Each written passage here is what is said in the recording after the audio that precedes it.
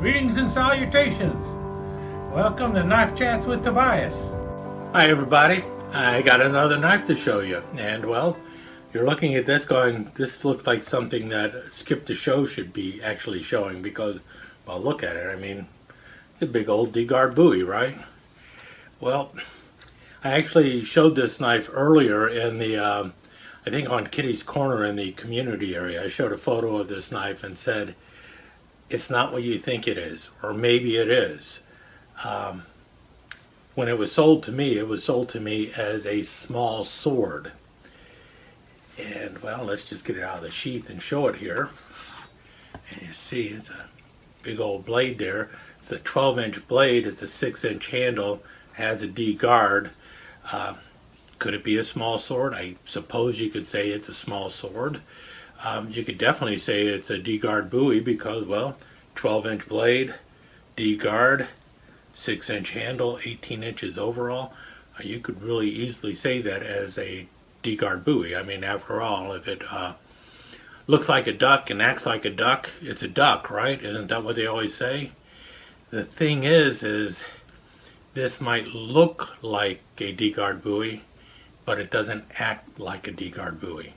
It was not designed to be a fighting knife. It's actually one of the more interesting knives you find in the food service industry, and it has one specific job to do in that food service industry, and it's not cutting meat or anything like that. Now, before I go on to this knife though, I want to show you another, well, several other knives that are semi-related to this knife and much smaller, and have a name that is almost misleading. And this knife probably deserves that name more than these other knives. So, I think we've all seen this. This is my Case bartender's knife. I think that's what Case calls it, a bartender knife. And it's got the Spearmaster blade, has a pin blade going on too, and then it also has the label cutter, or the little hawkbill blade, which is a label cutter, and it's got a corkscrew here. I think we've all seen these, and Case, I believe, refers to this as the bartender's knife, but it also has another name that people give it. And same with this one. This is actually the proper name for this would be a sommelier's tire-bouchon, or in English it would come out to a wine steward's corkscrew, or just a corkscrew. They're also referred to as a waiter's tool quite often. And it's got a big blade over here that is used for cutting labels on wine and such. And then it's got the lever, and it's got a corkscrew. So it's a waiter's tool. This also has a bottle opener right in here too, so you can also open bottles with it too. You know, a cap lifter, bottle opener. Look at that, I even called it a bottle opener, because normally on these they do refer to it as a bottle opener. This is another version of the same thing. This is an older one. This is also sometimes referred to as a Stanhope knife because it has a little Stanhope peep right in there, which is a little magnifying glass where they'd put a picture in there to actually advertise something. And these were used as advertisement knives. These date back to the 1890s or so, and once again you have a corkscrew on there, and then in this case you have a little, this can be used as a label cutter. It's also got a little file surface here, and it can be used as a cap lifter, and comes again with two blades, a spear blade and a pin blade. They've made multiple copies of these. I believe this one is still a relatively older one. And then what else we got here? Oh, here's an earlier sommelier's tire-bouchon, or wine steward's tool, and you can see here that all it is a corkscrew. There's no blade on this at all, and that was a very common way they did these. Also, you can see this does not work with a cap lifter or something like that. It's also a older auger style corkscrew. This one is probably from the 1920s or 1930s. The thing is all of the knives that I was just showing you are often referred to as a champagne knife. I'm sure a couple of people have seen that. And I think the term actually comes from, not from, well, obviously not from the people who used them, but possibly from knife collectors.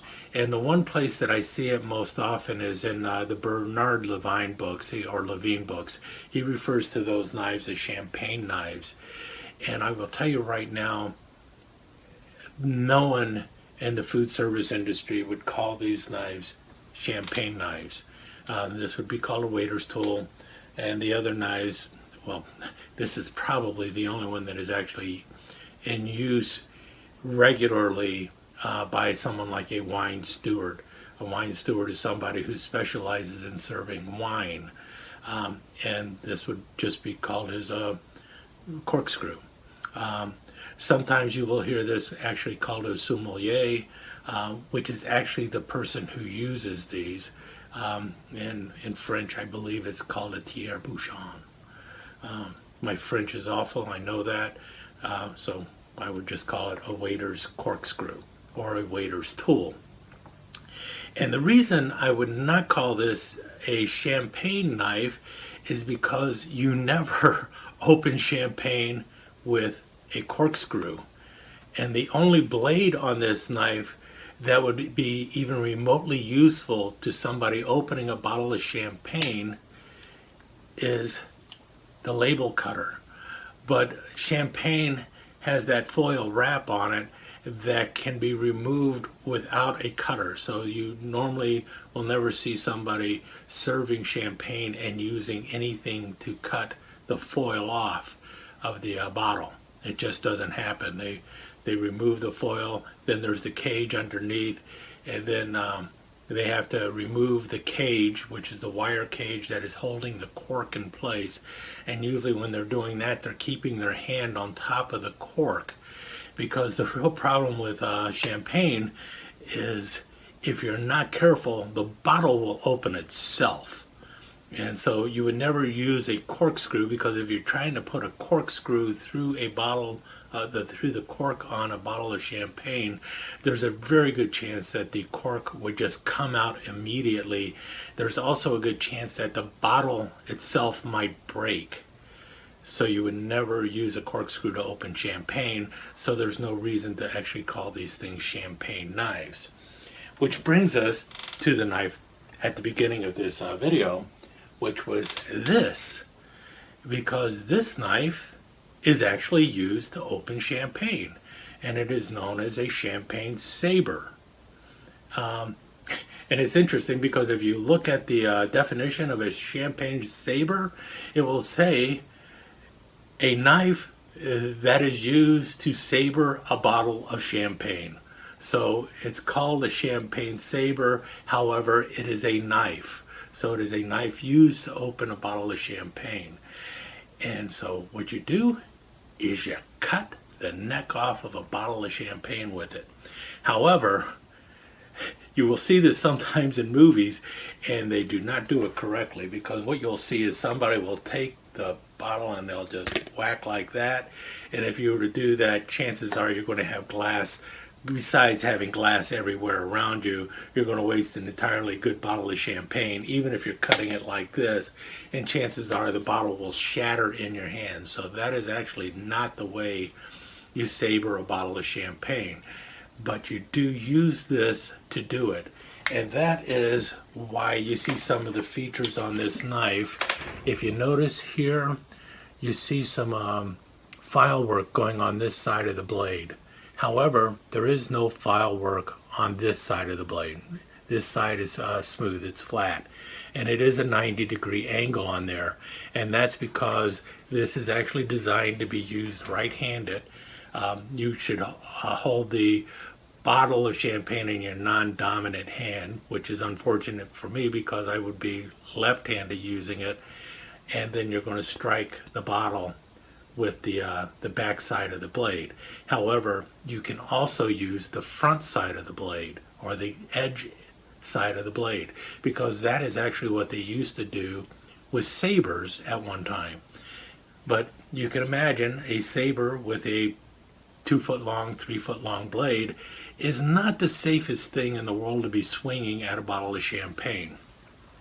Now, the way was actually done, and I do not have a champagne bottle with me, what I will be doing is at the end of this video, I will link to one of the videos on how to actually saber a bottle of champagne.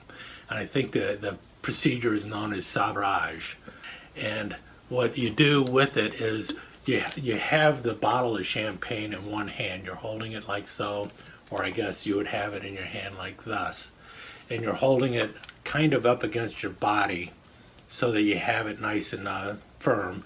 And you're holding it near the bottom of the bottle.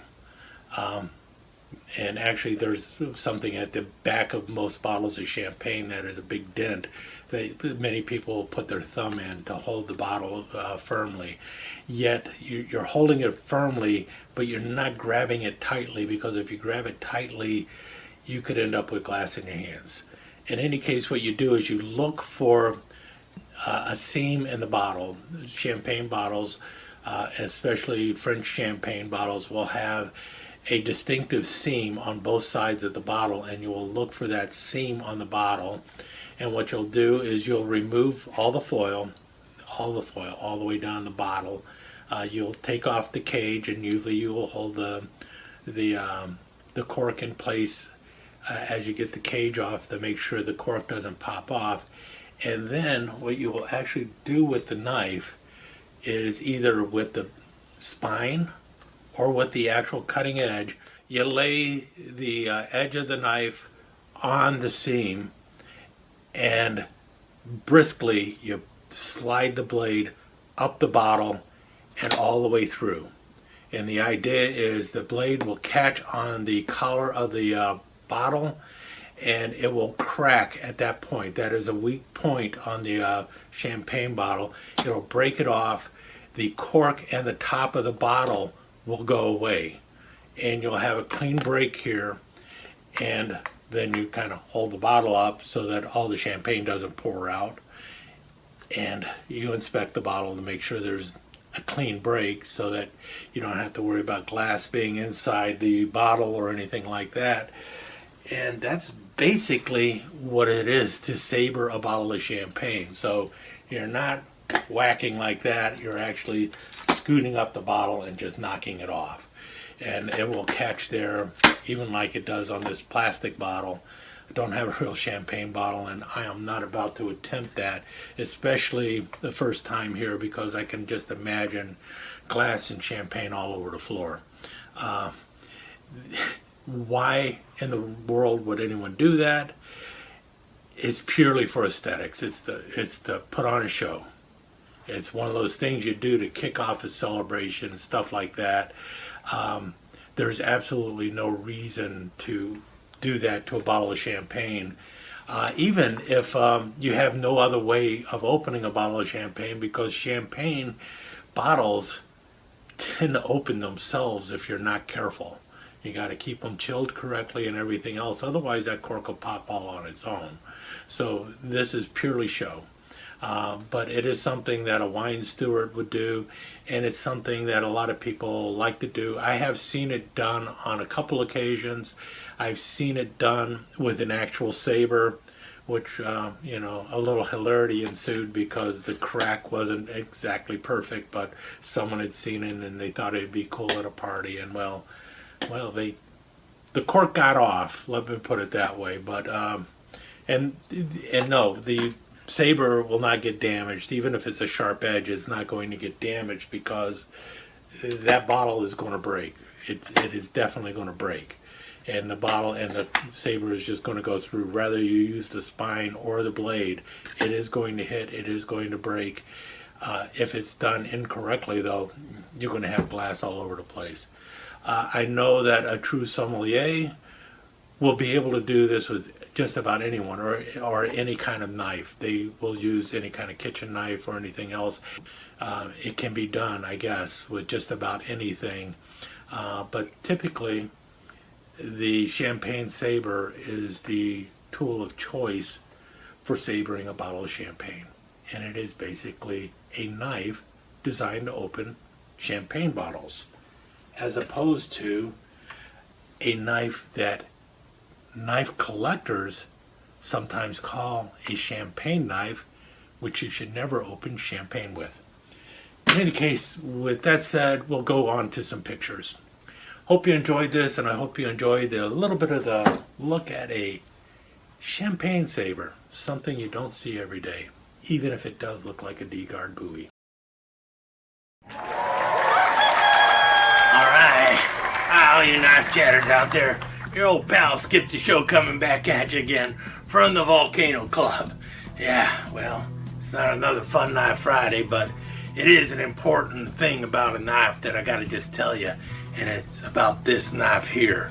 Now, Tobias was over there yammering on about this knife for I don't know how long, and he got a very important aspect of this knife wrong, and I need to correct him on it, because he referred to this as a champagne saber, and this is not a champagne saber. I'm not going to tell him because I don't want to listen to all the arguing and everything, but I can tell you for a fact that this is not a champagne saber. And how do I know that? Well, it's not made in France. That's simple. It's not made in France. And everyone knows champagne comes from France. Now, I know there's somebody out there from California going, dude, you're crazy. We make all sorts of champagne out here in California. Like, yeah, and you know what? The rest of the world, the only place that makes champagne is France, and they will tell you right away what you're making is California champagne. And some of them will even just say it's California sparkling wine, because, especially in France, because in France, champagne comes from a specific location, from the Champagne region in France. And that is the only place you're going to get that specific sparkling wine. And this knife is not from that region. Matter of fact, it's not even from France, despite having something else on there. You see that? It's got that B there. That's like the L'Aiguille B. So this knife is probably going to tick off all sorts of people in France, because this is not made in L'Aiguille either. It's not made in L'Aiguille, France. So the people in L'Aiguille are going to squeal over this, because this is not a L'Aiguille. It's not related to champagne either. The best you can say is this is a sparkling wine knife, and it is made in Pakistan, I think. It's a gorgeous knife. It does have the wonderful file work that you'll see on some champagne knives. You'll normally not see a B on a champagne knife or a champagne saber. And it has supposedly a D2 steel blade, and it's got a decent enough edge. It's not sharp, but it doesn't have to be sharp. It has nice D-guard, and it's brass, and it's nicely shaped. Nice comfortable handle. Look at that burl wood there. Wonderful burl wood. Nice brass pommel going on back there. Nice balance to it too. So when you're scooting up that, or when you're skating up that bottle, it's going to do a good job. And you can do it either way, especially, you know, right there. Yeah, that's going to work. Yeah, for a right-handed person. Left-handed person will have to use the blade. Right-handed person could use the blade too. Yeah, brings back some wonderful memories. I remember a certain wedding. Oh yeah, except I didn't use a proper champagne saber. I used a real saber. That was a lot of fun. Yeah. Ooh. It was a lot of fun for me. It wasn't so much fun for the maid of honor, but yeah. I guess that's what Tobias said, I shouldn't do one. But you know, the thing is, if I was to even try and do a bottle, I don't have a champagne bottle, but if I was to try and do a bottle, you wouldn't even be able to see it if I had a champagne bottle, because I'd be holding it properly down here with the blade, get that bottle extended out, whack. Yeah. Oh man, really brings back good memories. Really need to get myself a champagne bottle when Tobias isn't looking. Yeah, but not a champagne bottle. have to get some sparkling wine because, spumante. I'll get a spumante. Yeah, I don't think the Italians would mind if I called this like a spumante sword. Yeah, a spumante sword instead of a champagne saber. Yeah. Spumante sword, a knife used to open spumante. Yeah.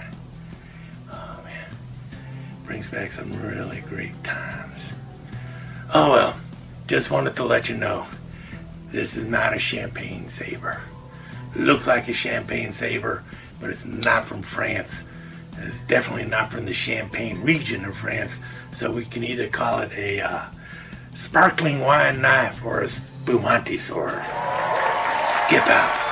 Folks, when visiting the Volcano Club, make sure you wear a good pair of shoes. Surprise! Alright, next time for sure.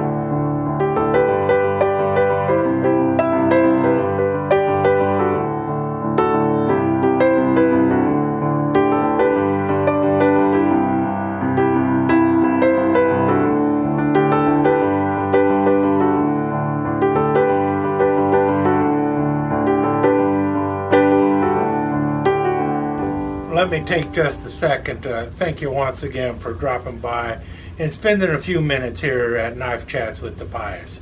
I really do appreciate it, and I do appreciate any comments that you leave. So please remember to give me that thumbs up, and also don't forget to subscribe and ring that notification bell so you'll know when the next episode is up and running. Thanks again for dropping by. Really do appreciate your time here.